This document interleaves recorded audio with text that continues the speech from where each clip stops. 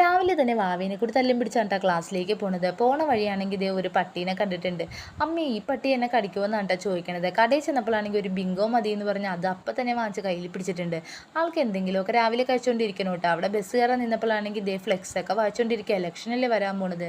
അങ്ങനെ ദേ ഇവർ കളിച്ചുകൊണ്ടിരുന്നപ്പോൾ വണ്ടി വന്നിട്ടുണ്ടായിരുന്നു കേട്ടോ. ഇവനെ വിട്ടിട്ട് ഞങ്ങൾക്കൊന്ന് മട്ടാഞ്ചേരി പള്ളി പോകണമായിരുന്നു. പോണ വഴിയാണ് വെള്ളിക്കാട്ട് പട്ടിയുടെ സ്റ്റാച്ചു കണ്ടിട്ടുണ്ടായിരുന്നത്. പള്ളിയിലേക്ക് പോകണ മട്ടാഞ്ചേരി ഭാഗത്ത് എത്തുമ്പോൾ തന്നെ നല്ല പെർഫ്യൂമിൻ്റെ അത്തറിൻ്റെയും പിന്നെ മസാലക്കൂട്ടിൻ്റെയൊക്കെ മണമായിരിക്കും കേട്ടോ. അതൊന്നും വേറെ തന്നെയാണ്. ഈ പള്ളിയിലാണെങ്കിൽ എപ്പോൾ ചെന്നാലും നിറച്ച ആളായിരിക്കും.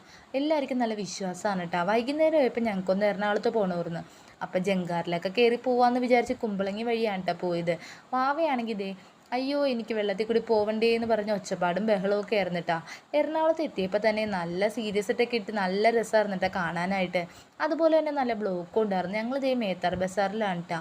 അവിടുന്ന് കുറച്ച് സാധനമൊക്കെ വാങ്ങിക്കാണ്ടായിരുന്നു. പിന്നെ ഇവൻ്റെ ഡാൻസിന് വേണ്ടിയിട്ട് ഒരു പപ്പാഞ്ഞിയുടെ ഉടുപ്പ് കൂടി വാങ്ങിക്കണമായിരുന്നു. അങ്ങനെ ഞങ്ങൾ അതൊക്കെ വാങ്ങിച്ച് വീട്ടിലേക്ക് പോയി.